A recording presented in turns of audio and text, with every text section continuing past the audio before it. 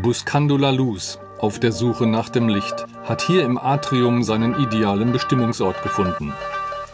Wuchtig, fast 9 Tonnen schwer, ein Meisterwerk Eduardo Chillidas.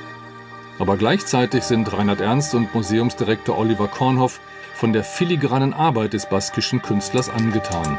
Total elegante Linie. Ja. Ne? Ja. Und wie weiche das hier umliegen lässt, ist einfach super. Eduardo Chillida, hier in seiner Werkstatt in Hernani, ist bekannt für seine Schmiedearbeiten. Buscando la Luz 3 ist aber mit einer Umformtechnik entstanden. Genau diese Formensprache hat Reinhard Ernst begeistert.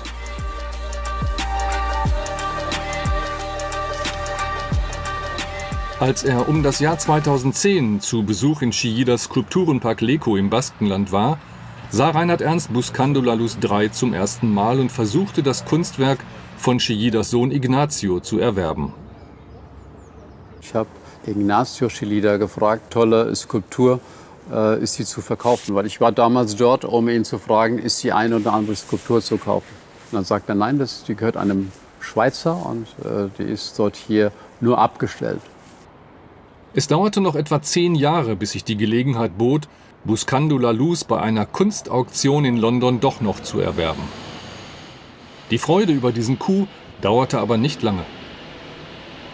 Dann ist eben beim Aufladen der Skulptur in England ein Missgeschick passiert. Man hat eben die Skulptur nicht an den dafür vorgesehenen Verschraubungen festgemacht und gehoben, sondern über die Palette. Die Palette ist durchgebrochen und eine Figur oder ein Teil ist auf den anderen Teil gefallen. Hier in dieser Duisburger Spezialschmiede wurden die Schäden des Transportunfalls ausgebessert.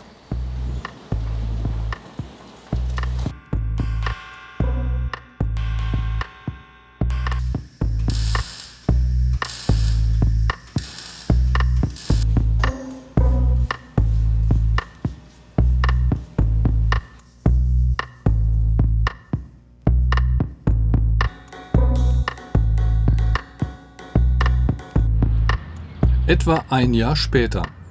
Die Schäden sind beseitigt, nur der Rostton, die Farbe des Cortenstahls, muss noch angeglichen werden.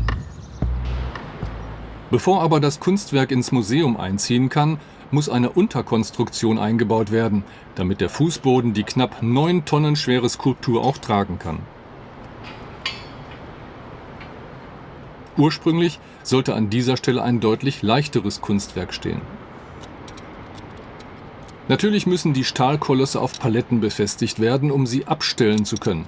Aber um sie anzuheben, werden diesmal die Metallhaken in den dafür vorgesehenen Stellen verschraubt. Auf diese Weise können die Kunstwerke, die zwischen 2,5 und 3,7 Tonnen wiegen, relativ problemlos und sicher verladen werden.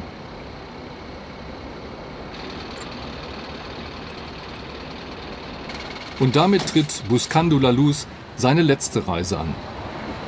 Am Museum Reinhard Ernst herrscht Partystimmung. Das Einheben der Skulpturen bei Nacht will nicht nur Andreas Henning, Direktor im Museum Wiesbaden, beobachten, auch sein Vorgänger Alexander Klar, hier rechts, der die Hamburger Kunsthalle leitet, ist extra angereist. Aber die Geduld der Zuschauer wird auf eine lange Probe gestellt. Erst weit nach Mitternacht beginnt das Einheben. Bis dahin kredenzen die Freunde des Wiesbadener Städtepartnervereins aus San Sebastian Wein und Tapas. Nicht, dass du Bauchschmerzen hast. Der reine Hebevorgang der Tonnenlast dauert pro Element etwa 10 Minuten und erfordert Fingerspitzengefühl. 3 Teile, insgesamt 9 Tonnen, die übers Dach gehoben werden müssen und dann in Millimeter genau auf eine Stelle positioniert werden müssen. Ist nicht ganz einfach, aber wir haben Fachleute hier, das wird gelenkt. Diese Zeitrafferaufnahme verdeutlicht die Schwierigkeit, bei Dunkelheit die Last punktgenau abzusetzen.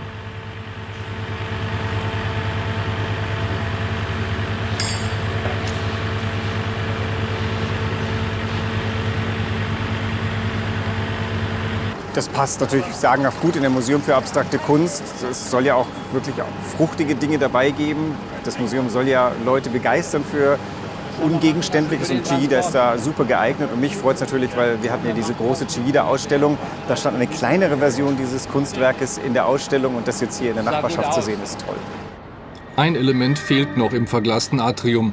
Ein japanischer Ahornbaum wird bald neben Buscando La Luz gepflanzt.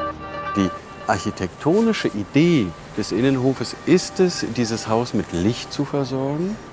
Die Skulptur tut das Gleiche. Die Skulptur heißt ja auch noch auf der Suche nach dem Licht. Und wenn Sie sich die Formen anschauen, die sich der lebensspendenden Sonne entgegenstrecken, das, was auch uns als Lebensmittel zum Leben ermöglicht, dann tun die beiden das Gleiche. Und das Dritte ist der Baum, der das tut. Also eine wunderschöne Geschichte, dass Architektur, bildende Kunst und Natur hier zusammen auf engstem Raum das Gleiche tun und damit eine ganz schöne Geschichte und ein ganz schönes Entree bilden für das Museumserlebnis.